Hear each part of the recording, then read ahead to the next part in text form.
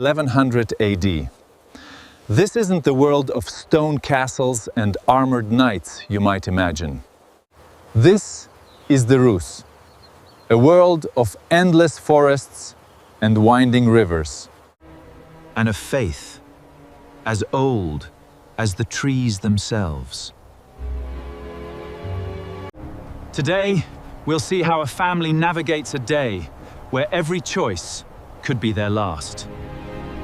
Dawn, Ville Devon AD. A homestead emerges from the mist along a Dnieper tributary. Inside the single-room izba, the day has already begun in tense silence. Dobromir, the father, pries at a floorboard with a small, sharp knife. His calloused fingers work carefully, betraying years of hard, manual labor. He conceals a bundle of prime marten pelts, a small fortune. The floorboard is meticulously replaced, its edges aligned perfectly. He scuffs dirt over the seam, erasing any sign of disturbance. Meanwhile, Svetlana, the mother, moves to the woodpile outside. She selects a specific log, hollowed out for this very purpose. A precious sack of millet is tucked deep inside the cavity. Other logs are stacked over it, a simple but effective deception. Dobromir stands at the doorway, his gaze fixed on the forest's edge.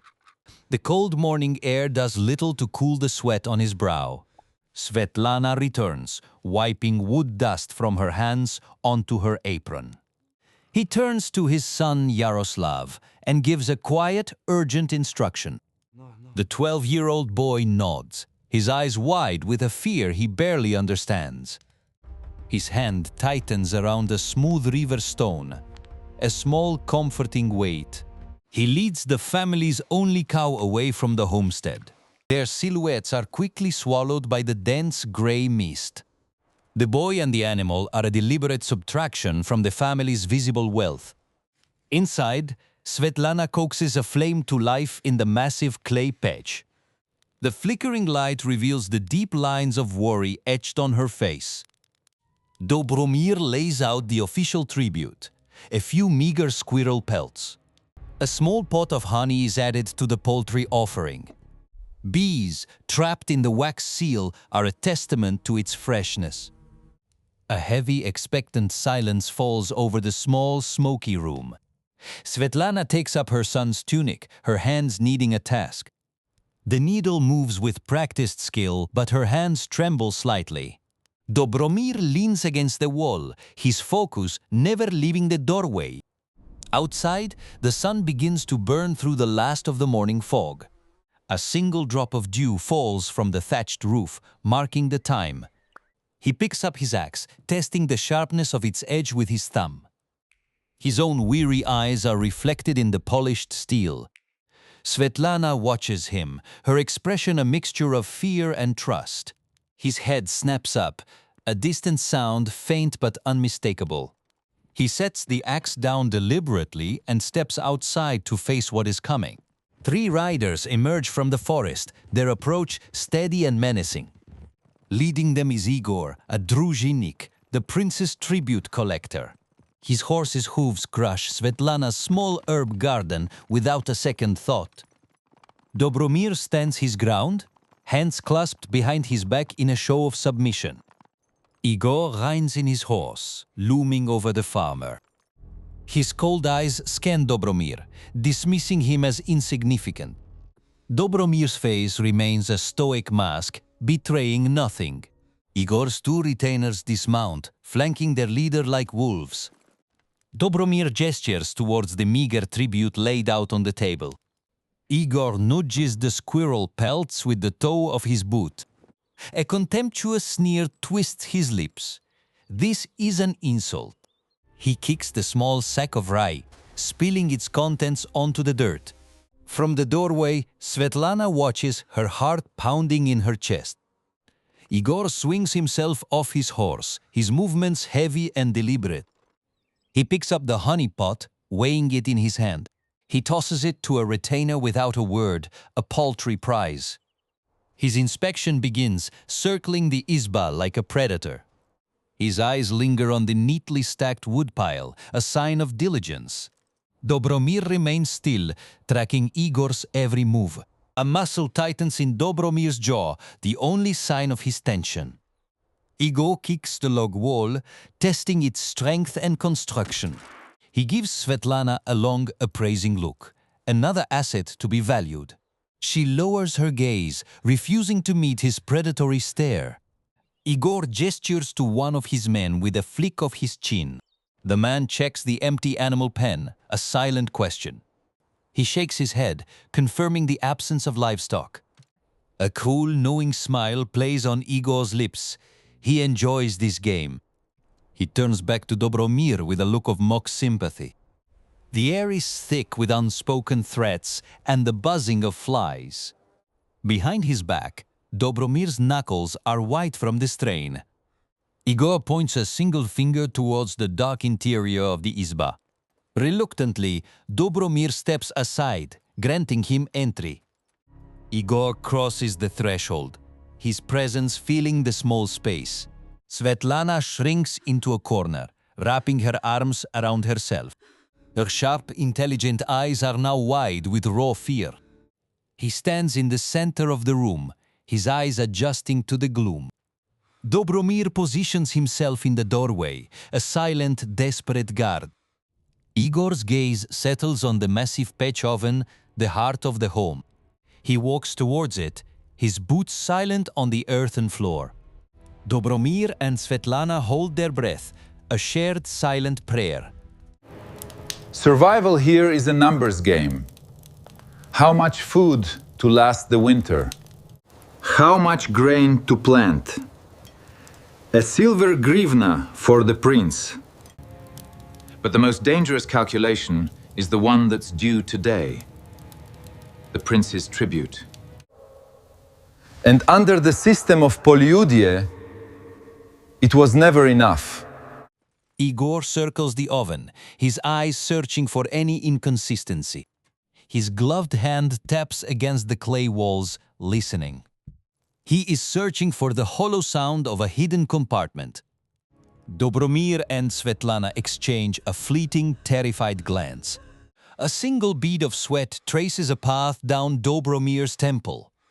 Finding nothing, Igor shrugs, a flicker of disappointment in his eyes.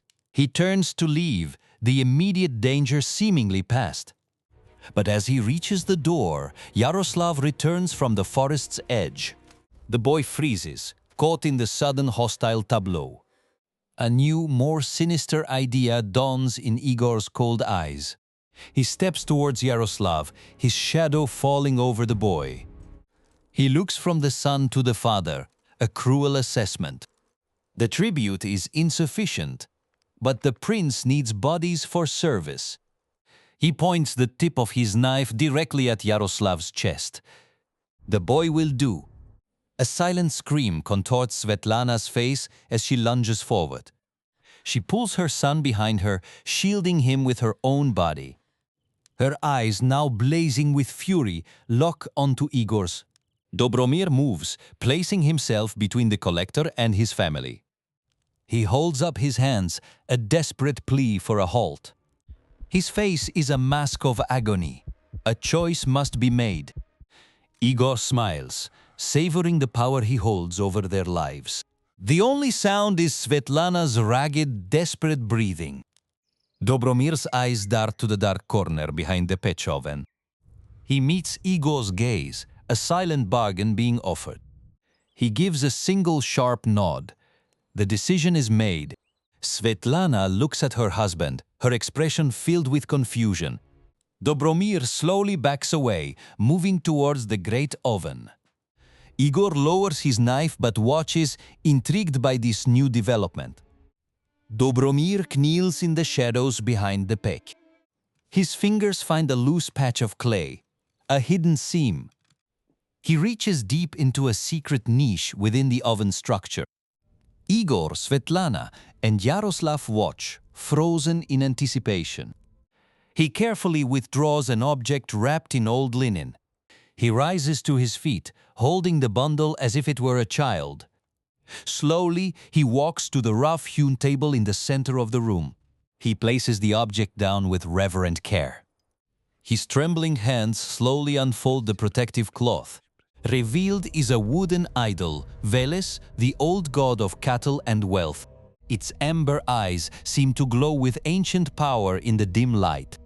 Igor steps forward, his curiosity piqued by the forbidden artifact.